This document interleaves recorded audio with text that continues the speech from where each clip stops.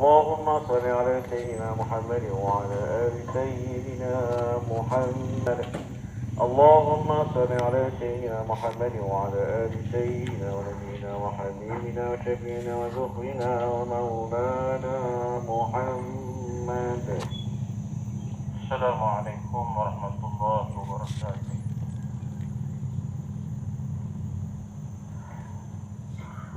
الله أكبر الله أكبر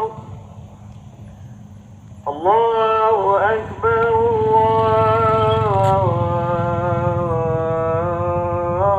الله أكبر الله أكبر. لا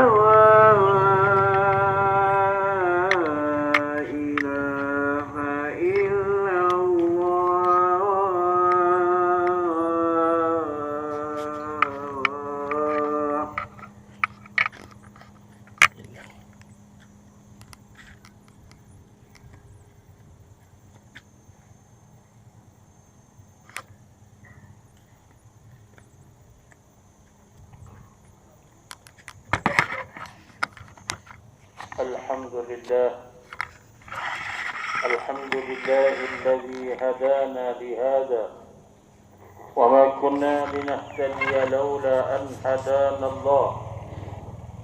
أشهد أن لا إله إلا الله وأن محمدا عبد الله ورسوله وصفيه من خلقه وحبيبه محمد بن عبد الله، صلاة وسلاما دائمين متلازمين إلى يوم الدين. أما بعد فيا عباد الله، اتقوا الله حق تقاته ولا تموتن إلا وأنتم مسلمون. أعوذ بالله من الشيطان الرجيم. يا أيها الذين آمنوا اصبروا وصابروا ورابطوا واتقوا الله لعلكم تفلحون. صدق الله العظيم. Sidang Jumat yang dihormati sekalian, marilah pada hari yang barakah ini kita merapatkan setinggi rasa syukur kehadrat Allah Subhanahu wa Ta'ala yang telah memberikan kesempatan, keizinan, kelapangan dan kesihatan kepada kita semua untuk kita hadir dan berada di rumahnya pada hari dan bulan yang mulia ini. Mudah-mudahan kita menjadi orang-orang yang bertakwa. Hari ini kita berada dalam bulan Zulqa'dah. Sebahagian sahabat kita telah diberikan peluang dan kesempatan untuk menyempurnakan ibadah haji di Baitillahil Haram. Maka marilah pada hari ini kita menoleh sedikit sejarahnya yang berlaku di zaman Nabi Allah Ibrahim alaihi salam, kira-kira 1854 tahun sebelum Masehi. Nabi Ibrahim keturunan dari Sam bin Nuh alaihi salam telah diperintahkan oleh Allah Subhanahu wa Ta'ala untuk membawa istrinya Hajar dan anaknya Ismail menuju ke Baitillah di tanah haram Makkah dengan dipandu para malaikat, dan beradalah mereka di satu tempat yang dirakamkan Allah, wadin ghairi di zar'in indaka baitul muharram, yaitulah satu wadi yang disebut padang pasir yang kering kantang, yang tidak ada sebarang tumbuhan dan juga manusia di sisi rumahnya, yaknilah Baitillahil Haram. Setelah ditinggalkan anak dan istrinya. Dalam kitab sirah menyebut bagaimana sekira-kira sejauh mata memandang dia melihat anak dan istrinya yang ditinggalkan itu. Setelah diperintahkan untuk kembali semula ke bumi Palestin ataupun bumi Syam, lalu Nabi Ibrahim menadah doa kepada Allah.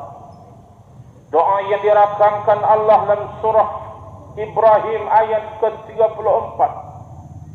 Yaitulah kata Ibrahim, Rabbana inni askantu min zurriyyati biwadin ghairi dhi zar'in 'inda baitikal muharram Rabbana liyuqimus salah faj'al afidatan minan nas tahwi ilaihim warzuqhum minas samarat la'allahum yashkurun. Berkata Ibrahim, wahai Tuhan, sesungguhnya aku telah meletakkan zuriatku di satu tempat yang disebut wadi itu, yang tidak ada sebarang tanaman di sisi rumahmu yang mulia.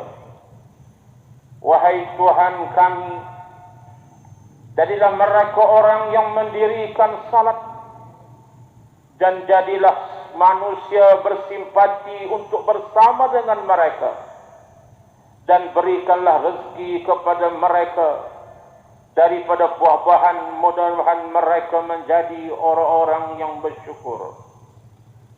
Selang beberapa masa setelah Nabi Ibrahim meninggalkan dua beranak itu, maka datanglah kafilah dari kaum Jurhum.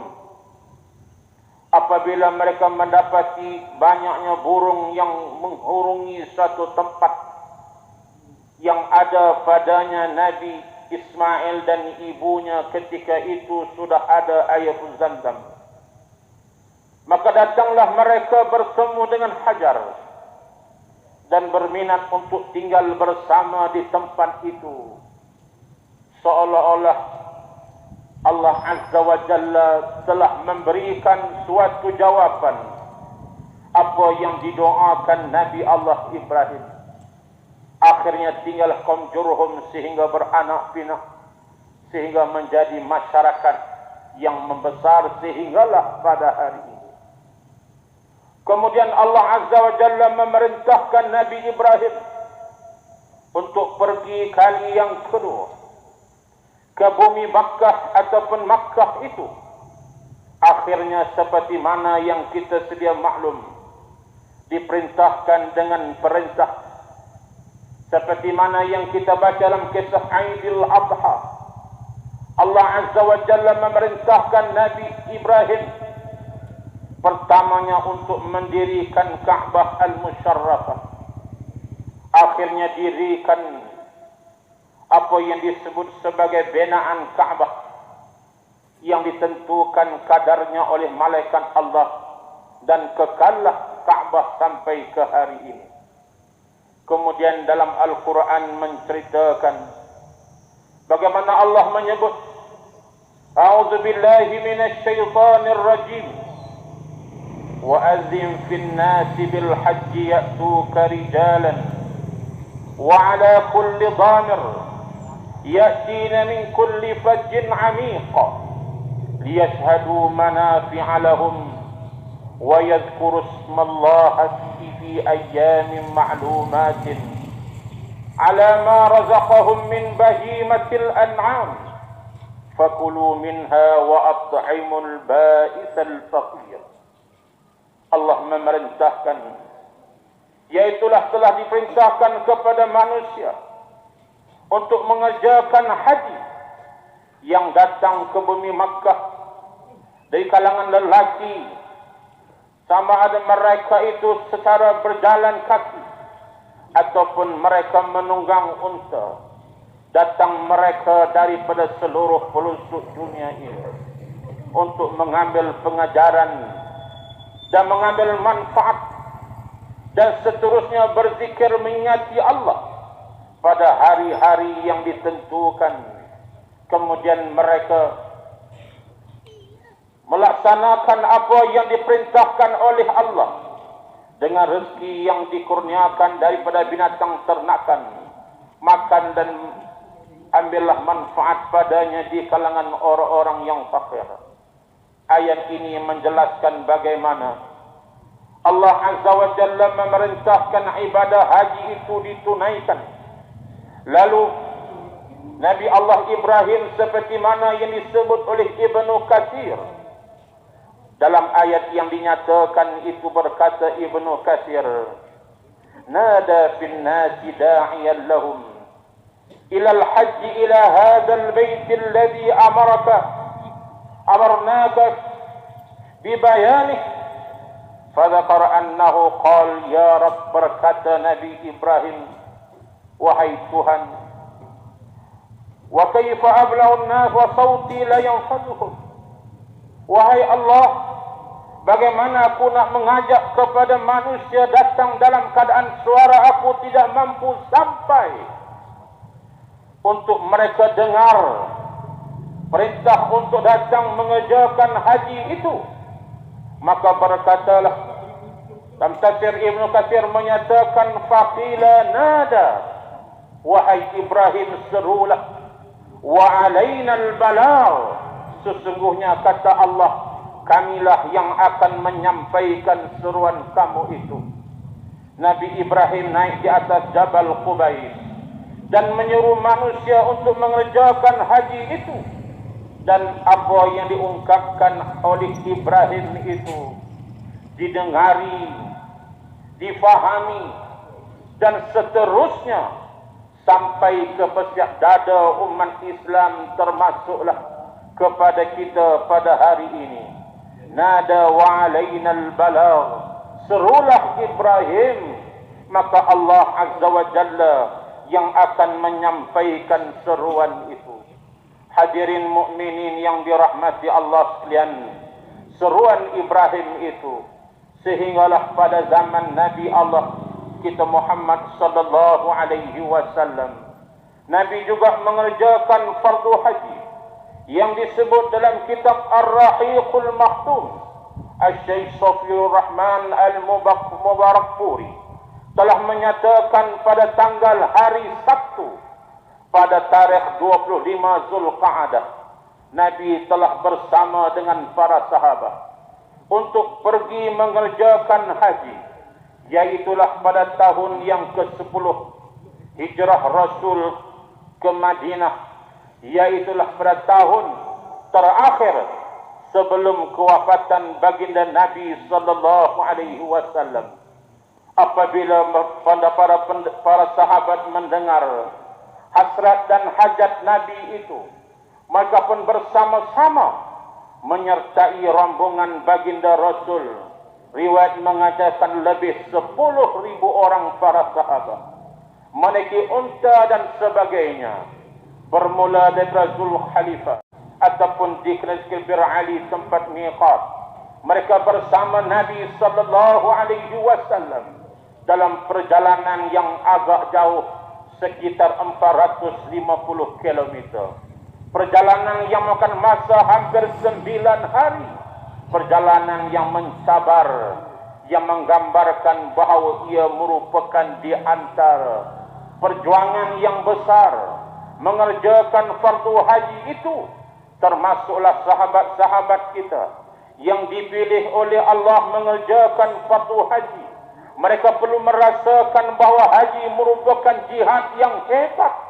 Meninggalkan segala-galanya, korbankan masa mereka, korbankan harta mereka, korbankan kasih sayang kepada anak isteri mereka, semata-mata untuk menuntut keredaan Allah Azza wa Jalla.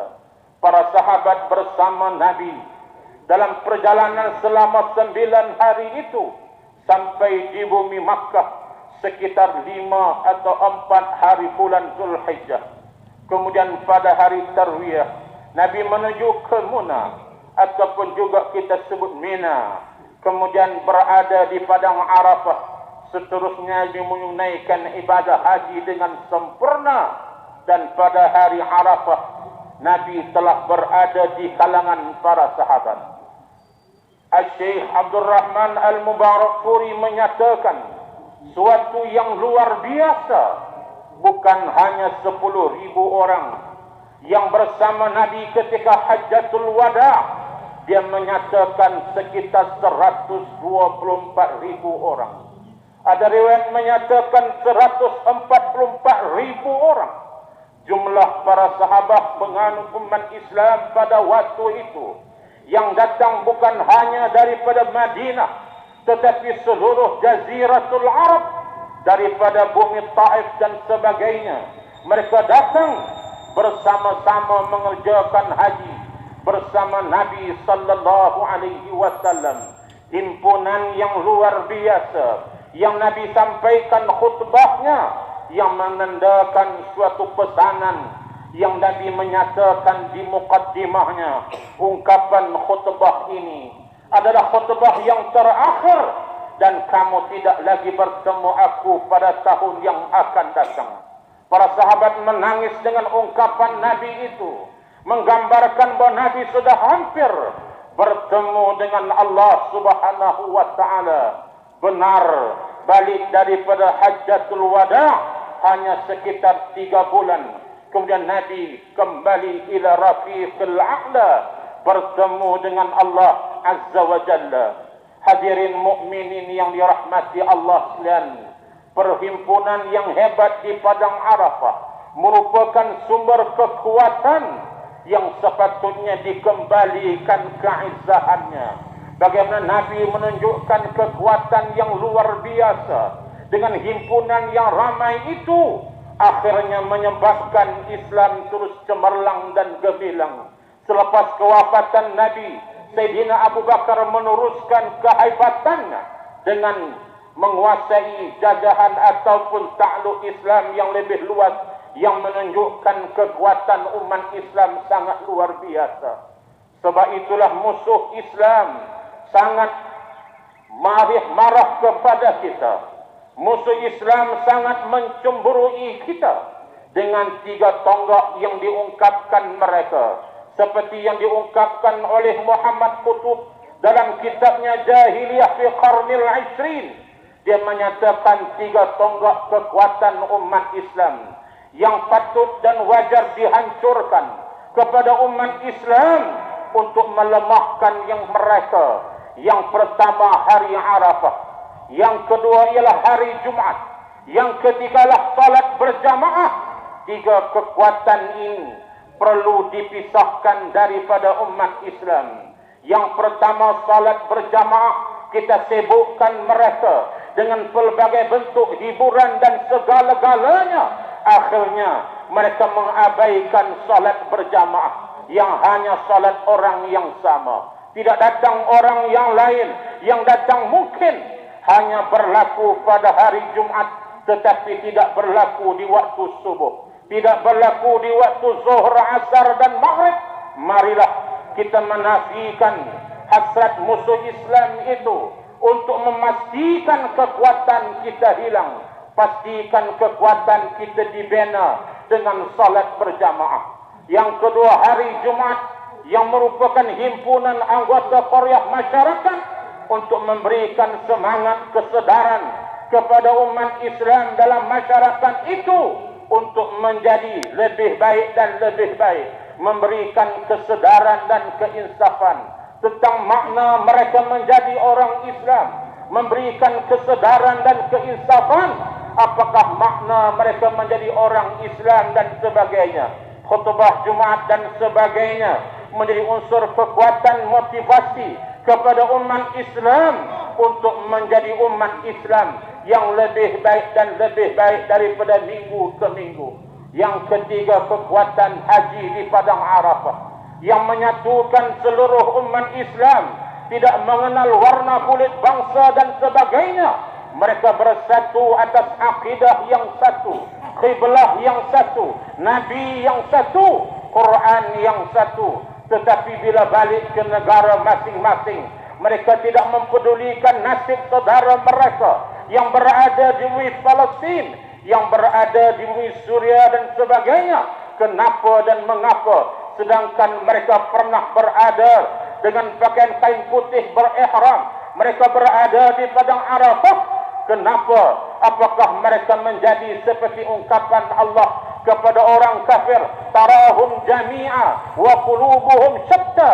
Kamu nampak mereka bersatu sedangkan hati mereka berpecah. Allah nyatakan kepada musuh Islam, apakah itu berlaku kepada kita? Nampak mereka berhimpun di Makkah, di padang Arafah, jutaan, tetapi mereka balik dengan agenda kefahaman sistem hidup yang berbeza. Sedangkan haji, kita mengikut cara Nabi sallallahu alaihi wasallam. Maka kehidupan bernegara juga mestilah mengikut acuan Nabi sallallahu alaihi wasallam. Kalau kita mengerjakan haji, kita menjaga segala pantang larangnya dan sebagainya, dan dibayar dengan denda dan sebagainya. Kita menjaga bersungguh-sungguh. Kenapa dalam soal lain yang membabitkan pemerintahan, yang membabitkan hukum hakam dan sistem pemerintahan, kita tidak kisah hukum halal dan haramnya? Janganlah kita menjadi orang yang berpura-pura. Sedangkan Islam yang sama, yang diajar kepada kita oleh Nabi sallallahu alaihi wasallam, sama ada haji dengan cara Nabi, begitu juga pentadbiran dan pemerintahan dengan cara Nabi sallallahu alaihi wasallam. Hadirin mukminin yang dirahmati Allah sekalian, tiga kekuatan itu perlu dijana dan disuburkan kepada kita umat Islam. Bermula dengan salat berjamaah, yang kedua pada hari Jumat berhimpun, dan pada hari yang ketiga di Arafah. Semuanya perlu kepada kekuatan yang bermula daripada diri kita, kekuatan akidah dan kekuatan ukhuwah, dan merupakan kekuatan yang luar biasa yang perlu dijana oleh umat Islam pada hari ini.